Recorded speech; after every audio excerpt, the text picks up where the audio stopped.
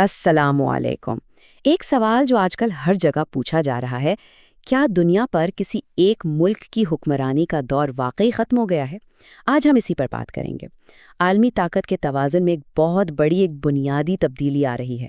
ہم سمجھیں گے کہ دنیا ایک سپر پاور کے نظام سے نکل کر کئی طاقتور مراکز والے نظام کی طرف کیسے جا رہی ہے۔ تو عالمی طاقت کا مرکز کون ہے؟ یہ سوال سچ پوچھیں تو آج کی پوری عالمی سیاست اسی ایک سوال کے گرد گھومتی ہے۔ کچھ عرصہ پہلے تک تو اس کا جواب بڑا سیدھا سادہ تھا، سب کو معلوم تھا، لیکن اب ایسا نہیں ہے۔ طاقت کا کھیل پوری طرح سے بدل چکا ہے۔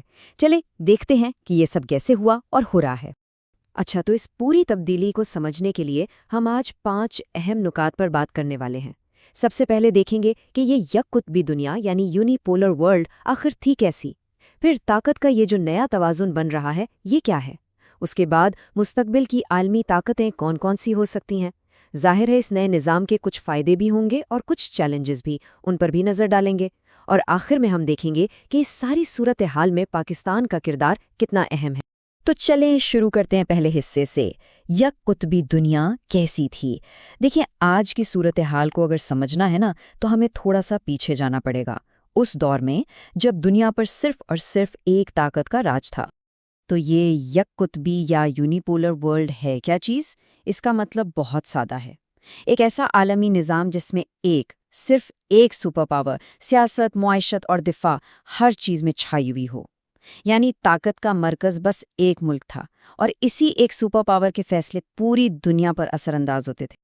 اس کی سب سے بڑی مثال ہمیں ملتی ہے 20ویں صدی کے آخر میں، جب سر جنگ ختم ہوئی اور سوویت یونین ٹوٹ گیا تو میدان میں صرف ایک کھلاڑی بچا، امریکا، اور وہ دنیا کی واحد سپر پاور بن کر ابھرا۔ خاص طور پر 2000 کی دہائی جو تھی وہ تو امریکا کے عروج کا دور تھا، چاہے وہ 2001 میں افغانستان میں آپریشنز ہوں یا 2003 کی عراق جنگ۔ عالمی معیشت پر ڈالر کا غلبہ ہو، ہر بڑا فیصلہ واشنگٹن میں ہوتا تھا اور باقی دنیا کو اس کی پیروی کرنی پڑتی تھی۔ لیکن جیسا کہ کہتے ہیں، وقت ہمیشہ ایک سا نہیں رہتا۔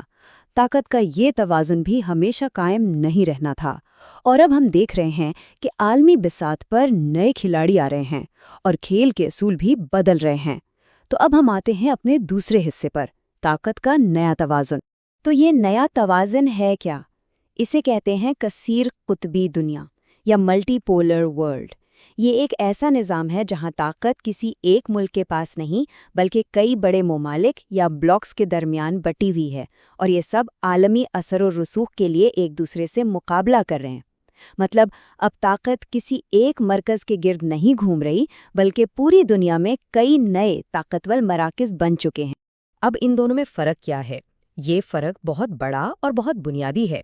دیکھیں، یک قطبی دنیا میں طاقت ایک ملک کے پاس تھی، فیصلے بھی وہی کرتا تھا اور مقابلہ نہ ہونے کے برابر تھا۔ پوری دنیا ایک ہی ملک پر انحصار کرتی تھی۔ لیکن کثیر قطبی دنیا میں کیا ہے؟ یہاں طاقت کئی ممالک کے پاس ہے، فیصلے کئی بلاکس مل کر کرتے ہیں، مقابلہ بہت زیادہ ہے اور عالمی اثر و رسوخ بھی کافی متوازن ہے۔ مطلب اب کسی ایک سپر پاور کا پلہ بھاری نہیں رہا بلکہ طاقت کا ترازو کئی کھلاڑیوں کے درمیان بٹ گیا ہے۔ اچھا، تو سوال یہ پیدا ہوتا ہے کہ آخر یہ تبدیلی آئی کیوں؟ اس کے پیچھے کیا محرکات ہیں؟ بنیادی طور پر 4 بڑی وجوہات ہیں۔ ایک تو کچھ ممالک کی معیشت بہت تیزی سے اوپر آئی ہے۔ دوسرا، ان کی فوجی صلاحیتیں بھی بہت بڑھ گئی ہیں۔ تیسرا، اور یہ بہت اہم ہے، توانائی کے وسائل یعنی تیل اور گیس پر کنٹرول۔ اور چوتھی وجہ ہے کچھ ممالک کی اسٹریٹجک جغرافیائی اہمیت، مطلب دنیا کے نقشے پر ان کی لوکیشن بہت اہم ہے۔ تو چلیں اب ذرا ان نئے طاقت کے مراکز کو قریب سے دیکھتے ہیں کہ مستقبل کی عالمی طاقتیں کون ہو سکتی ہیں جو اس نئے عالمی سٹیج پر ابھر رہی ہیں۔ اگر ہم موٹے طور پر دیکھیں تو اس نئی دنیا میں ہمیں 3 بڑے طاقت کے بلاک نظر آتے ہیں۔ سب سے پہلا تو ہے امریکہ اور اس کے اتحادی، جیسے یورپی یونین، جاپان، آسٹریلیا۔ ان کی طاقت کا ذریعہ کیا ہے؟ فائنانس، ٹیکنالوجی اور ٹریڈ۔ پھر دوسرا بلاک ہے چین اور روس کا۔ ان کا اثر و رسوخ ان کی معیشت، فوج اور توانائی کی وجہ سے ہے۔ اور پھر ایک تیسرا بلاک ہے جو ابھر رہا ہے، مسلم بلاک، جس میں ترکی، سعودی عرب اور پاکستان جیسے ممالک شامل ہیں۔ ان کی طاقت کا سرچشمہ توانائی کے وسائل، اسٹریٹجک جغرافیہ اور دفاعی صلاحیتیں ہیں۔ اب ذرا ان بلاکس کو ایک ایک کر کے دیکھتے ہیں۔ پہلا بلاک یعنی امریکہ اور اس کے اتحادی۔ دیکھیے، اس میں کوئی شک نہیں کہ امریکہ اب بھی ایک بہت بڑی طاقت ہے، اور اپنے اتحادیوں جیسے یورپین یونین اور جاپان کے ساتھ مل کر یہ بلاک آج بھی عالمی تجارت، مالیاتی نظام اور سیاسی سسٹم پر بہت گہرا اثر رکھتا ہے۔ پھر آتا ہے دوسرا بلاک، چین اور روس۔ یہ بلاک ایک طرح سے ایک متوازن قوت، ایک بیلنسنگ فورس کے طور پر ابھرا ہے۔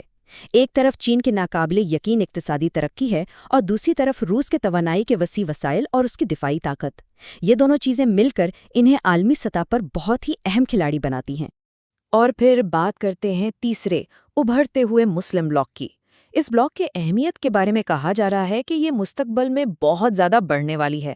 ترکی، سعودی عرب اور پاکستان جیسے ممالک پر مشتمل یہ جو ممکنہ بلاک ہے نا، اس کے پاس توانائی کے وسیع ذخائر ہیں۔ ان کی جغرافیائی پوزیشن بہت کلیدی ہے اور ان کی دفاعی صلاحیتیں بھی مسلسل بڑھ رہی ہیں۔ یہ ساری چیزیں مل کر اس بلاک کو عالمی طاقت کے توازن میں ایک نیا ستون بنانے کی صلاحیت دیتی ہیں۔ اچھا، تو یہ جو نیا کثیر قطبی نظام بن رہا ہے، ظاہر ہے ہر چیز کے دو پہلو ہوتے ہیں۔ اس کے بھی کچھ فائدے ہیں تو کچھ چیلنجز بھی ہیں۔ آئیے ان پر ایک نظر ڈالتے ہیں۔ فائدے کیا ہیں؟ سب سے بڑا فائدہ تو یہ ہے کہ طاقت کا ایک بہتر توازن قائم ہو رہا ہے، کسی ایک ملک کی نہیں چلے گی۔ اس سے اقتصادی اور دفاعی تعاون کے نئے مواقع بھی پیدا ہو سکتے ہیں، لیکن اس کا دوسرا رخ بھی ہے۔ چیلنجز بھی کم نہیں ہیں، جیسے کہ ان بلاکس کے درمیان مقابلہ بہت بڑھ جائے گا۔ اس سے تجارتی جنگیں اور خدا نخواستہ فوجی تنازعات کا خطرہ بھی بڑھ سکتا ہے، اور ایسی صورتحال میں جو چھوٹے ممالک ہیں ان کے لیے فیصلہ کرنا بہت مشکل ہو جائے گا کہ کس کے ساتھ جائیں اور اپنی خارجہ پالیسی کو کیسے متوازن رکھیں۔ تو اب آتے ہیں اس پورے منظرنامے کے ایک بہت ہی اہم پہلو پر، اور وہ ہے پاکستان کا کردار۔ اس نئے عالمی نظام میں پاکستان کا کردار کئی وجوہات کی بنا پر بہت اہم ہو جاتا ہے۔ سب سے پہلے تو اس کا جغرافیہ۔ پاکستان اہم تجارتی اور فوجی راستوں کے سنگم پر واقع ہے۔ دوسرا، چین کے ساتھ اقتصادی راہداری یعنی سی پیک، جس نے پاکستان کے معاشی اور فوجی تعلقات کو بہت مضبوط کیا ہے۔ تیسرا، پاکستان ایک جوہری اور فوجی طاقت ہے جو اسے خطے میں ایک اہم دفاعی قوت بناتی ہے۔ اور چوتھا، جیسا کہ ہم نے بات کی، ابھرتے ہوئے مسلم بلاک کے اندر توازن اور اثر و رسوخ قائم رکھنے میں پاکستان ایک کلیدی کھلاڑی ثابت ہو سکتا ہے۔ اور انہی سب وجوہات کی بنا پر بہت سے عالمی تجزیہ کاروں کا یہ ماننا ہے کہ مستقبل میں تیل، دفاع اور جغرافیہ کے لحاظ سے پاکستان کا اثر و رسوخ کم نہیں ہوگا بلکہ بڑھے گا۔ تو خلاصہ کیا ہے ساری بات کا؟ خلاصہ یہ ہے کہ دنیا اب یک قطبی نہیں رہی۔ وہ دور جب امریکہ واحد سپر پاور تھا وہ اب ختم ہو چکا ہے۔ اب میدان میں نئے کھلاڑی ہیں، چین، روس اور ایک ابھرتا ہوا مسلم بلاک، اور یہ سب اب عالمی مستقبل کی تشکیل میں برابر کے شراکت دار ہیں۔ اور یہ سب کچھ ہمیں ایک آخری اور شاید سب سے بڑے سوال پر لا کر چھوڑ دیتا ہے۔ اس نئے عالمی نظام میں جہاں طاقت کئی حصوں میں بٹ چکی ہے، آخر کار تعاون غالب آئے گا یا مقابلہ؟ کیا یہ ممالک مل کر کام کریں گے یا ایک دوسرے سے لڑتے رہیں گے؟ اس کا جواب تو خیر آنے والا وقت ہی دے گا۔